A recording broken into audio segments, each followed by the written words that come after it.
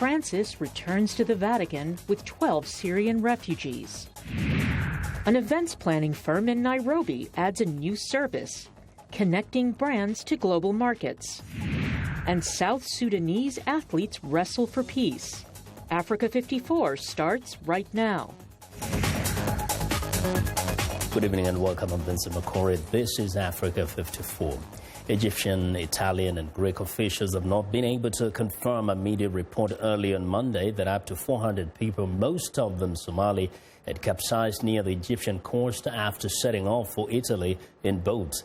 Now, Italy's Coast Guard, which coordinates all rescues in the waters between Italy and Libya, says it has no information about a shipwreck. It did, however, say that 6 bodies had been recovered on Sunday and 108 migrants rescued from a semi-submerged rubber dinghy. The Greek Coast Guard also said it had no news of a fresh tragedy, and the Somali ambassador to Egypt, cited by the BBC, could not be immediately reached. For the latest, reporter Antonella Ferrazza joins us live by phone from Palermo in Italy. Welcome, Antonella. Hello. Yes, now it looks like there have been conflicting reports here. What are you hearing, at least from the Italian authorities, about this possible shipwreck? Well, yes, probably Europe, as you said, is facing a new migrants tragedy. More than 400 migrants are feared to have drowned in the Mediterranean while trying to cross by boat from Egypt to Italy. Well, actually, a few hours ago, the Italian foreign minister confirmed the reports of many migrant deaths in Egyptian water, but he also said that he was waiting for more details from Egypt. The Italian Coast Guard, however, said he had no information as the incident probably happened in Egyptian water. So we have to wait from Egyptian confirmation to know more details about this tragedy. Now, is that a regular route anyway? Do you have migrants crossing from Egypt to Italy regularly, or this one of some of those rare occasions? No, well, every day thousands of migrants try to cross the Mediterranean.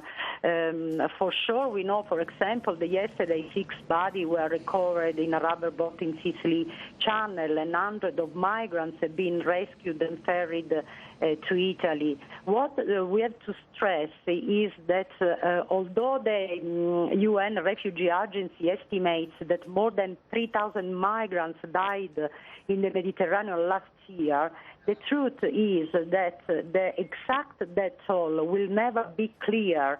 Nobody knows how many migrants drown every day. As a few bodies recovered, many deaths are never officially confirmed. For the rest, we can say that, as expected, the number of migrants crossing the Mediterranean is going up sharply as a result of good weather conditions and of the closing of the Balkan routes. Statistics for the first 4 months of this year show that more than 20,000 migrants have been rescued from smugglers' boats in distress in the water between Libya and Sicily. And this is 20% more than last year. Now, Antonella, have there been cases where there's been a tragedy at sea, but it takes several days before the truth is known, before all the details come to be known? Sure, because they just disappear in the Mediterranean, and it's not easy to find the body of people drowned in the water.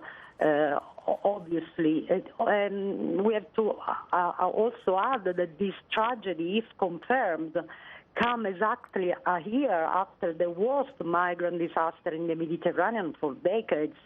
We are talking about 800 migrants, many of them locked into the hold, died in a boat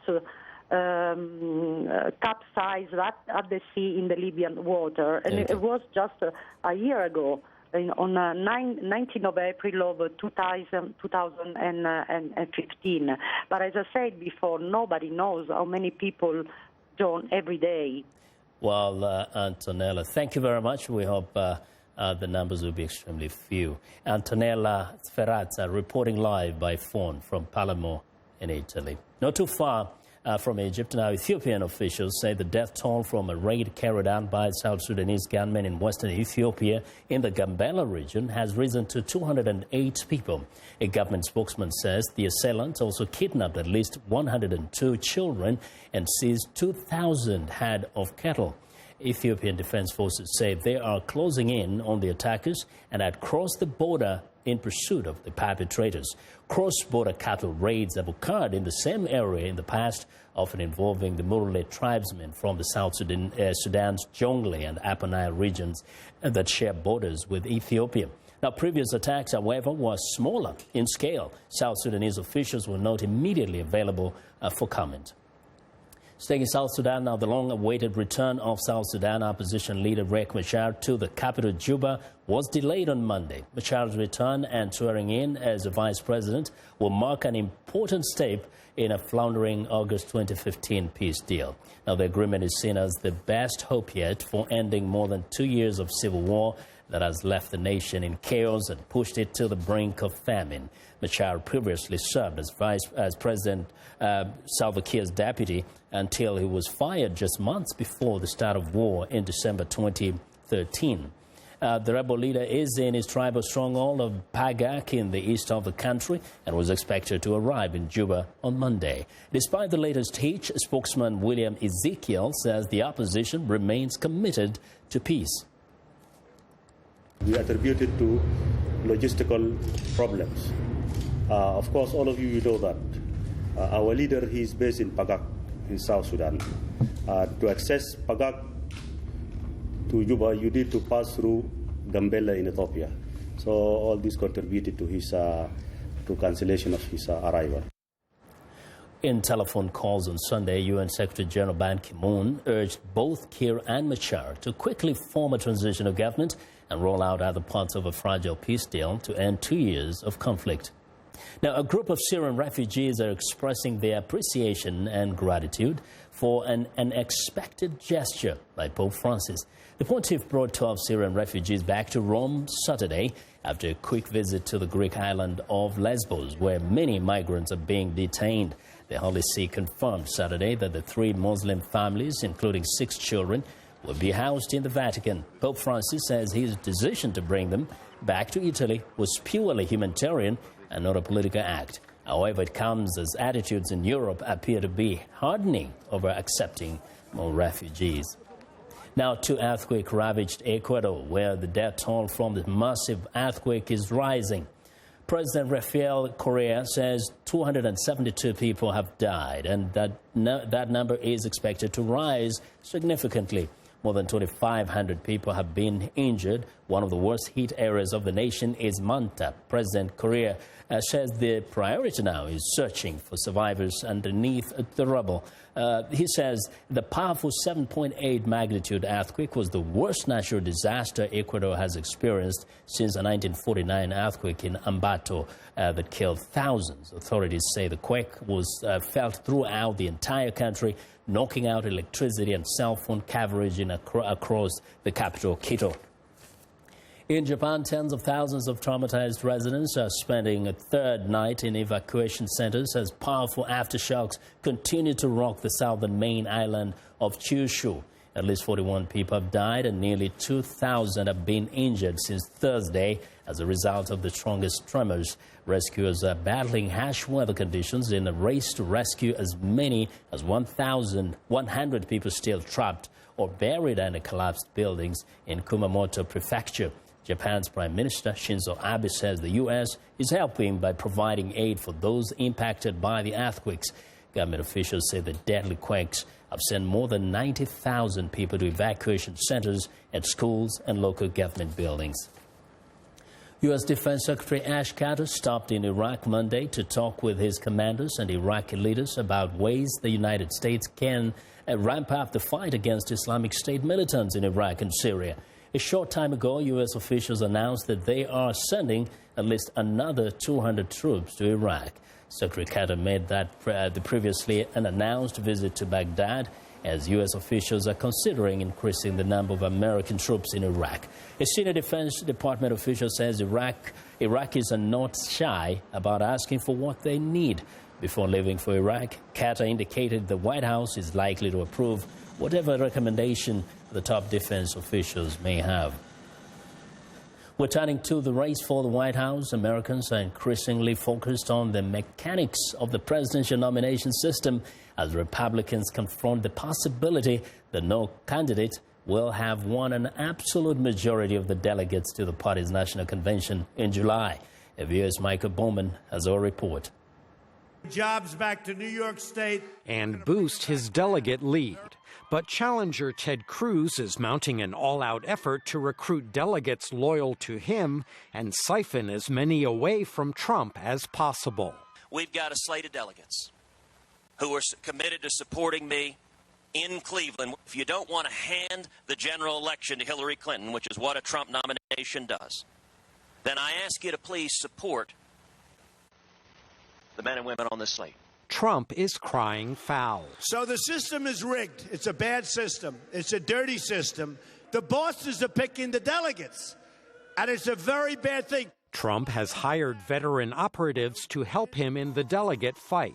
But party officials reject Trump's complaints about the delegate system. It was good enough for Abraham Lincoln. I think it's good enough for whoever our nominee is going to be.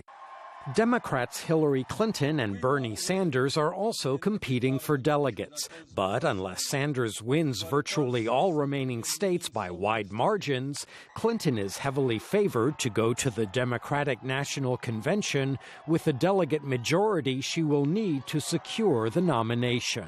I value every voter. I'm not writing off any individual, and I'm certainly not writing off any state or region of our country. On the Republican side, should Trump fall short of an absolute majority, the votes of more than 100 uncommitted delegates will be key, as well as the loyalty of all delegates, many of whom can vote as they see fit if no nominee is chosen in the convention's first round of balloting. Michael Bowman, VOA News, Washington. We want to know what you think about Africa 54 and the stories we covered. Join the conversation on Facebook. The address is Africa 54, and check out our headlines 24/7 at voaafrica.com. Find me on Twitter at VOA Vince Makori. Now, coming up, how a Nairobi firm is helping brands expand. Stay with us.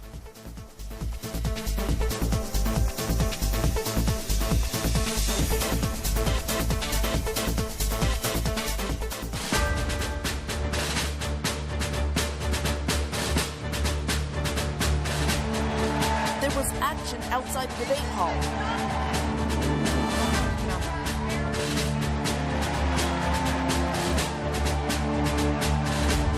Political season is about to change, too. VOA News, Las Vegas. Facebook, Twitter, Instagram. They tell you what people are talking about. So, for an in-depth look at the stories trending high on social media, turn to #VOA. It's not your typical talk show.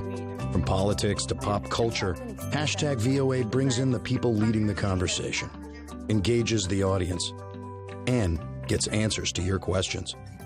#VOA. Smart talk for smart people.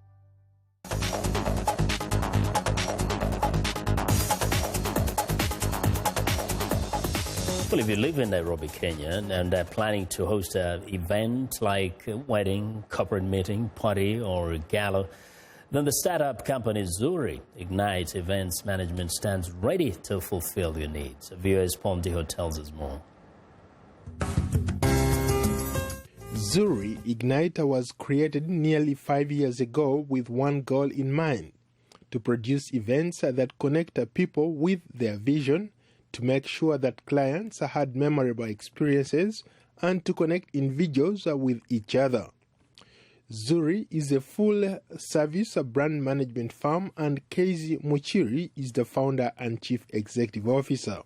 For us, every event is a marketing arena, and corporate organizations, we believe, must be able to obtain a return on investment on every event that they put together. So for us, it's not just packaging and patching things up to come up with an event. No, it is an arena to communicate to their markets and even to potential markets. Muchiri is a lawyer by trade who quit her well-paying job to follow her passion and become a social entrepreneur. The one thing that stands out in the process of how we do our business and that separates us from the competition is the relationships that we build with our customers. We're not just interested in putting together an event for the customer. We begin by understanding what their objective is, which means that we literally get on board their teams. Through Muchiri's flagship program, there is training for women entrepreneurs on issues of finance management, how to access markets, and how to package and brand their businesses to become successful. Our objectives as an organization, and even for me as a personal calling, is to impact my community by providing employment and sustainable employment, and most especially to provide a platform for young women, young ladies, to come here, not just work, but also learn enterprise development skills. Muchiri says that what drives her most is the belief that she can make a difference in young people's lives. For me, the employees that I interact with, first of all, is an opportunity for mentorship. For me to build back or to ingrain in them some of the lessons that I have learned in my own journey as a young woman going into business. So mentoring them and helping them build their confidence and build their potential capacity to run their own enterprises in the future, but then also an opportunity to equip them economically, to impact their families, even to impact their own lives, and to know that there are no ceilings. You can be whatever that you choose to become, and all opportunities that are available are opportunities that can be grabbed by anybody who is willing to go for it. Marketing manager Betty Mabia details some of the firm's services. We help them to identify their brand. This is brand development, where they have to come up with the logo, what are they going to be doing, basically the bigger picture of these brands. We do concept development for them. We develop every concept for them, from if it's event management, we develop and we design how the events are going to be. Zuri Ignite employs more than 15 full-time workers and has positioned itself among Nairobi's best places to work. Paul Ndiho, VOA News. One of the leading oil exporting countries entered a meeting in Qatar on Sunday without a deal on capping production aimed at increasing global oil prices. Iran has rejected any cuts in its oil production and did not send a representative to Doha. The United States and China, two of the world's largest oil producers, also did not participate. Here's VOA's Zlatitsa Hoke. 18 countries meeting in Doha could not reach an agreement on freezing their oil output. The meeting concluded that we all need time for further consultation,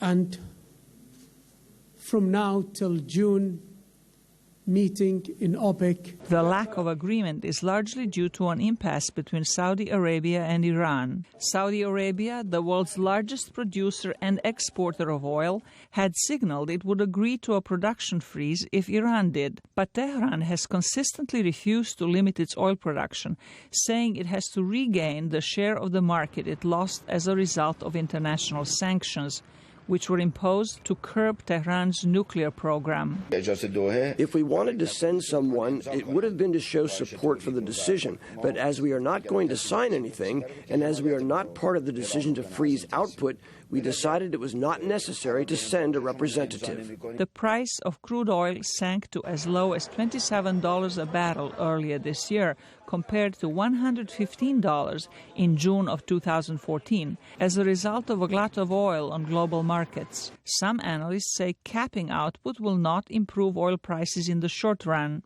in reality, it doesn't mean much, because the people involved are talking about freezing their production level at an already high rates into a market that is still oversupplied. Some oil-producing countries have been harder hit than others, notably Ecuador and Venezuela.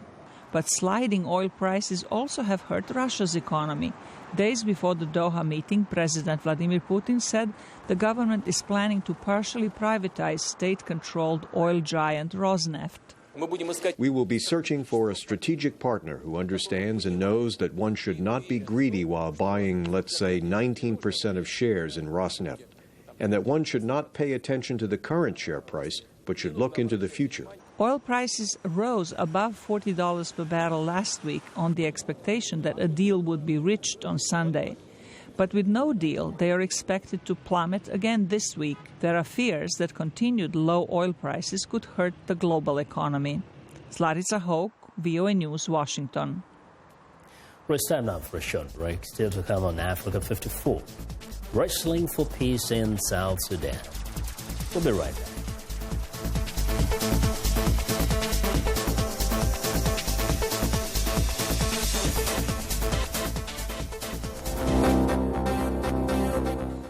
If you've just joined us, I'm Mariama Diallo, and here is a quick recap of today's headlines. In Libya, UK Foreign Minister Philip Hammond arrives in Tripoli to support the country's new UN-backed national unity government.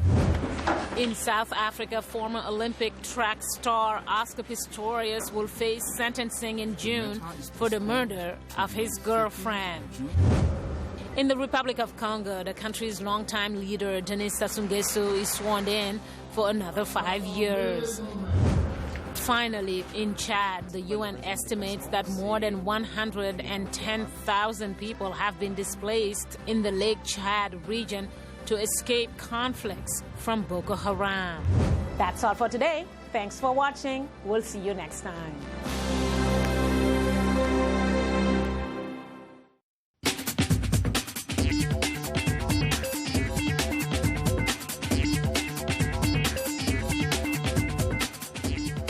Welcome back to Africa 54. Here's what's trending. An Australian researcher has developed a new video game software to help students with autism learn in mainstream classes. Queensland University of Technology researcher Anne Ozdasaki says she developed the software after seeing the difficulties her own son faced in the classroom. The video game design incorporates writing with strategies to reduce anxiety for children with autism.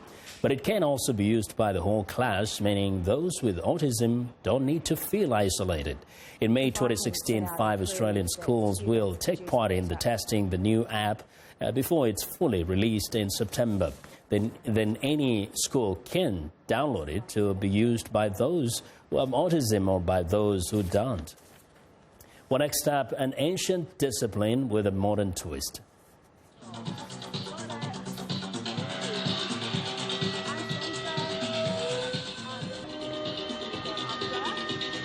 Well, Voga or Vogue Yoga is a lively workout that is now being seen in the US, Latin America, and India and beyond. Here in London, classes feature the backdrop of some of the UK capital's most iconic buildings.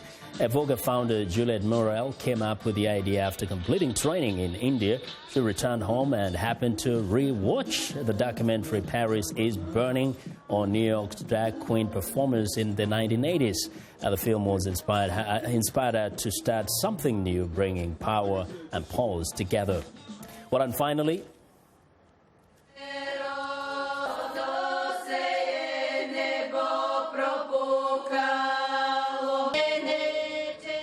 well, these women hold a special skill. They're part of an all-female choir that has helped preserve the authentic sound of Bulgarian folklore melodies with a peculiar three-part polyphonic singing style. The multi-voicedness is quite different from music traditions in the rest of Europe. This traditional art form became trendy in the late 1980s in the US and Europe, and when a CD by the Bulgarian Voices Women became a surprise hit and even won a Grammy in 1990. And that is what is trending today.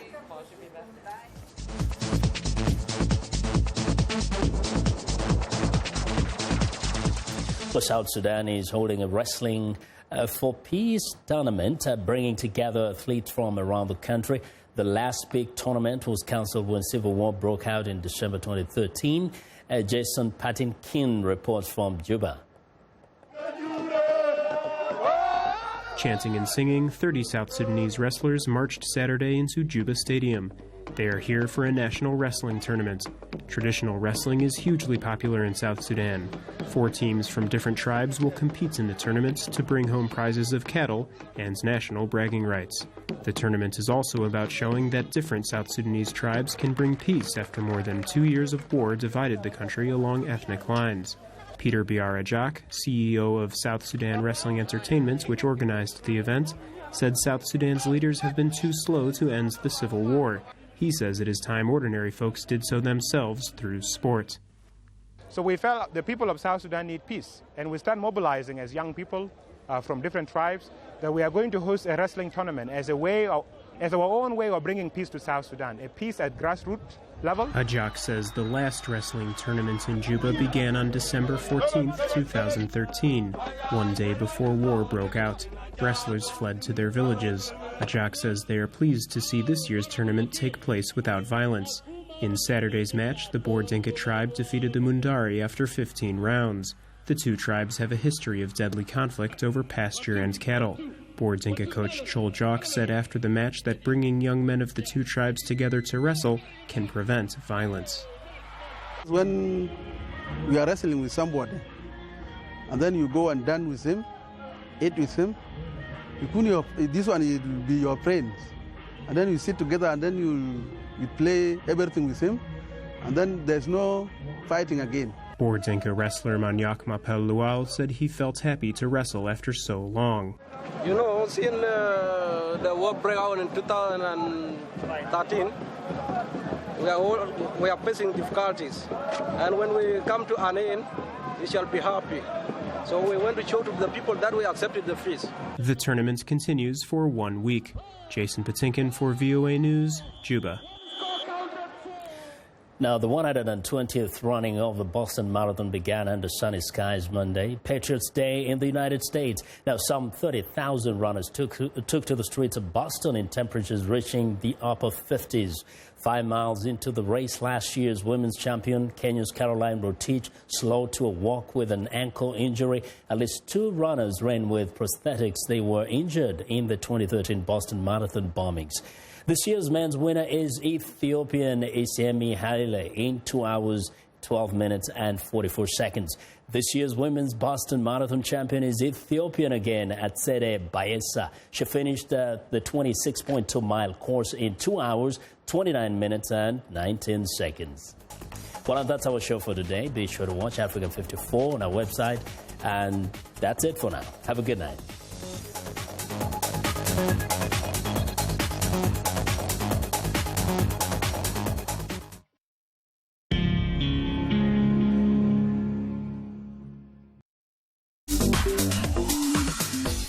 Welcome to English in a Minute.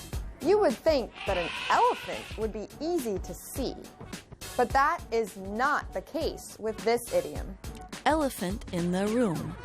I really don't want to go to the meeting today. Why?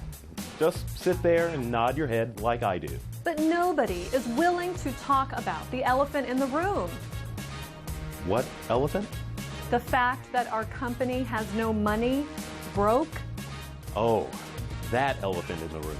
Yeah, don't bring that up. Nobody wants to talk about that. An elephant in the room is a problem that everyone knows about but does not want to talk about. It also refers to a truth everyone knows but ignores. A problem shouldn't be ignored, and neither should an elephant in the room with you. And that's English in a Minute.